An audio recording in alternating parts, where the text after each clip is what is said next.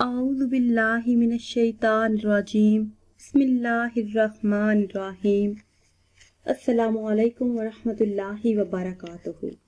میں اپنے چینل میں آپ سب کو خوش آمدید کہتی ہوں اور امید کرتی ہوں کہ آپ سب خیریت سے ہوں گے۔ جیسا کہ آپ سب جانتے ہیں کہ سن 2020 شروع ہونے والا ہے۔ کوئی بھی نیا کام ہو، اگر اس کی ابتدا اچھی ہو تو خدائے تعالیٰ مکمل طور پر اسے انسان کے حق میں بہتر فرما دیتا ہے۔ نئے سال کے شروع ہونے کا خاص عمل اس میں اعظم کا خاص عمل ہے کہ پورا سال آپ کے گھر میں خوشیاں رہیں گی اور رزق کی بارش ہوگی۔ اس وظیفے کے کرنے سے پورا سال اللہ پاک تکلیفوں اور پریشانیوں سے آپ کو نجات عطا فرمائیں گے۔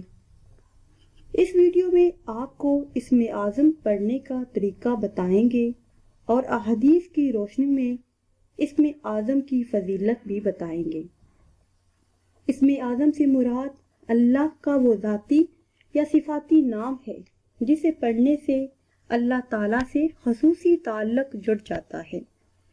اسم اعظم پڑھنے والے کو اللہ تبارک و تعالیٰ ہر لحاظ سے رزق عطا فرماتا ہے۔ مالا مال ہونے کا یہ بہت ہی بہترین عمل ہے۔ انسان اپنے رب سے اسم اعظم کی بدولت جو کچھ مانگتا ہے اللہ پاک وہ ضرور دیتا ہے، اور اسی اسم اعظم کی وجہ سے انسان کی ہر دعا قبول ہوتی ہے۔ جن لوگوں کو اسم اعظم کا راز ہاتھ آ جاتا ہے وہ اس کے خاص بندے بن جاتے ہیں۔ اللہ انہیں دین و دنیا کی نعمتیں عطا کر دیتا ہے۔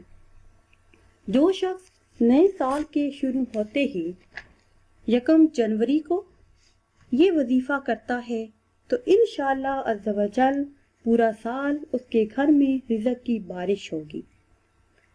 ساتھ ہی آپ کو بسم اللہ کی برکات بتاتی چلوں۔ حضور سید المرسلین صلی اللہ تعالی علیہ وسلم ارشاد فرماتے ہیں کہ بندہ جو نیکی کرتا ہے اسے قیامت کے دن ترازو میں رکھا جائے گا، مگر لا الہ الا اللہ اگر اسے میزان میں رکھیں تو 7 زمین اور 7 آسمان اور جو کچھ اس میں ہے ان میں سب سے زیادہ اس کا وزن ہوگا۔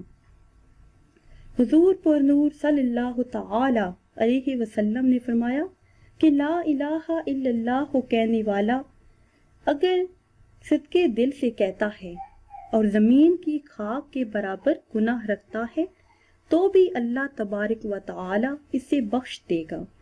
اور اللہ کے پیارے حبیب سرور دو جہاں صلی اللہ تعالی علیہ وسلم نے فرمایا جس نے خصوص دل سے لا الہ الا اللہ کہا وہ جنت میں جائے گا۔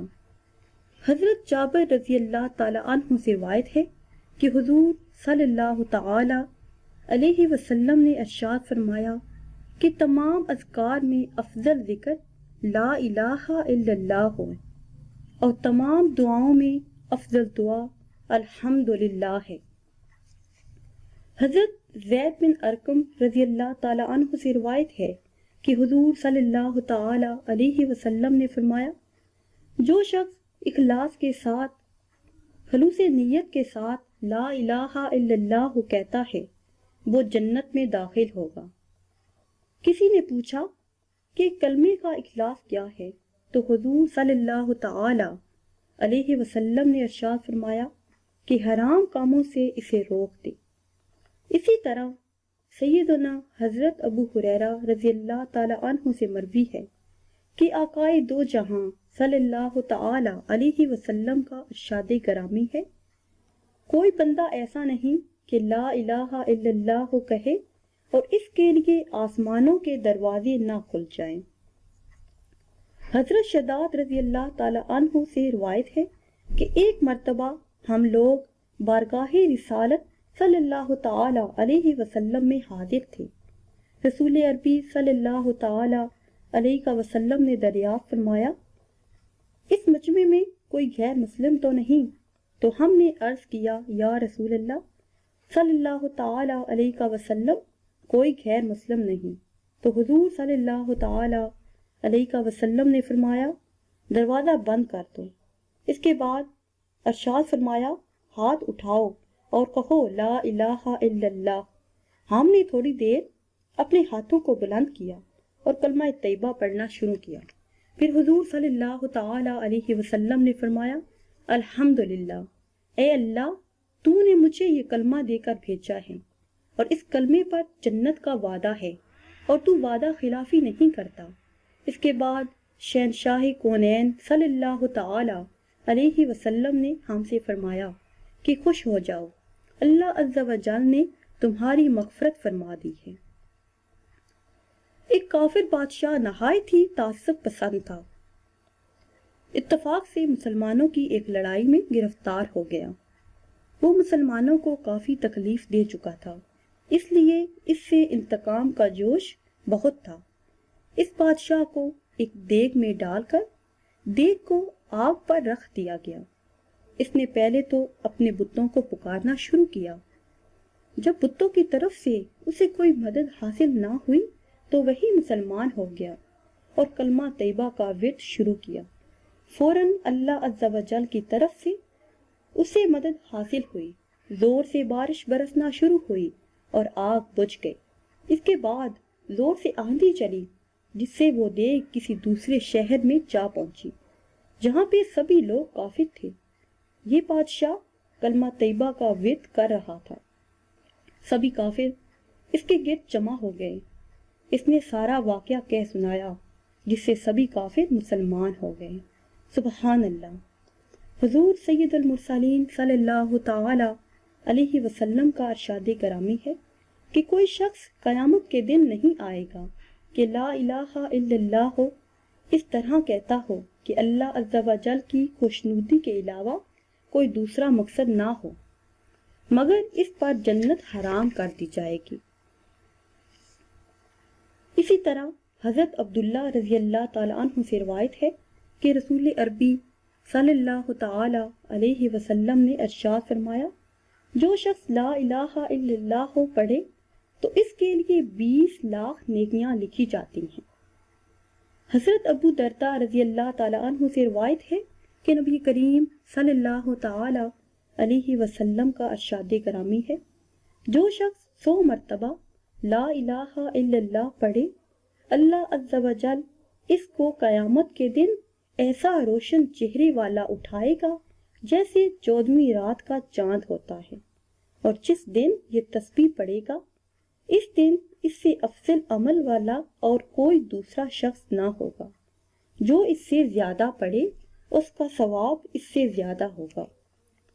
حضرت ابن عباس رضی اللہ تعالیٰ عنہ سے مروی ہے کہ حضور صلی اللہ علیہ وسلم نے فرمایا کہ اپنے بچوں کو لا الہ الا اللہ سکھاؤ، جب وہ بولنا سیکھیں اور جب مرنے کا وقت آئے تب بھی لا الہ الا اللہ کی تلقین کرو۔ جس شخص کا اول کلمہ لا الہ الا اللہ ہو، اسم اعظم ہو، اور آخری کلمہ لا الہ الا اللہ ہو، وہ اگر 1000 برس بھی زندہ رہے تو کسی گناہ۔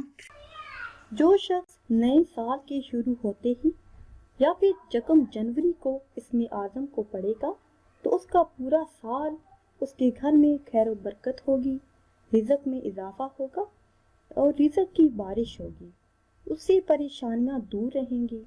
رزق میں برکت کا یہ بہت ہی بے مثال وظیفہ ہے۔ میرے وہ اسلامی بہن بھائی جن کی شادی نہیں ہو رہی یا پھر شادی میں کوئی رکاوٹ ہے تو وہ یہ وظیفہ کریں۔ بے اولاد حضرات کے لیے بھی یہ بہترین وظیفہ ہے، فائدہ مند ہے۔ رزق میں برکت کے لیے یہ بے مثال وظیفہ ہے۔ وظیفہ آپ نے اس طرح کرنا ہے کہ 1 جنوری کو سال کے پہلے دن کے کسی بھی حصے میں اول آخر 11 مرتبہ درود پاک پڑھنا ہے، درمیان میں 101 مرتبہ لا الہ الا اللہ پڑھنا ہے، اول آخر 11 مرتبہ درود پاک پڑھنا ہے، درمیان میں 111 مرتبہ لا الہ الا اللہ پڑھنا ہے۔ اس کے پڑھنے سے آپ کی ہر پریشانی اور غم دور ہو جائے گا، گھر خوشیوں سے بھر جائے گا۔ آخر میں میری اللہ پاک سے دعا ہے کہ اللہ پاک اس سال کو ہمارے لیے مبارک بنا دے۔ اللہ پاک اس سال میں ہمارے رزق میں برکت عطا فرمائے اور ہم سب کی دلی جائز خواہشات کو پورا فرمائے، آمین ثم آمین۔ نئی ویڈیو کے لیے ہمارے چینل کو ضرور سبسکرائب کیجیے گا۔ اگر یہ ویڈیو آپ کو پسند آئی ہے تو اسے شیئر کریں اور لائک کریں، اور نئی ویڈیو کے لیے ہمارے چینل کو سبسکرائب کریں۔ اور اگر آپ کوئی وظیفہ پوچھنا چاہتے ہیں یا پھر کسی خواب کی تعبیر جاننا چاہتے ہیں تو وہ آپ کمنٹس کے ذریعے ہم سے جان سکتے ہیں۔ دعاؤں میں یاد رکھیے گا۔ اللہ حافظ۔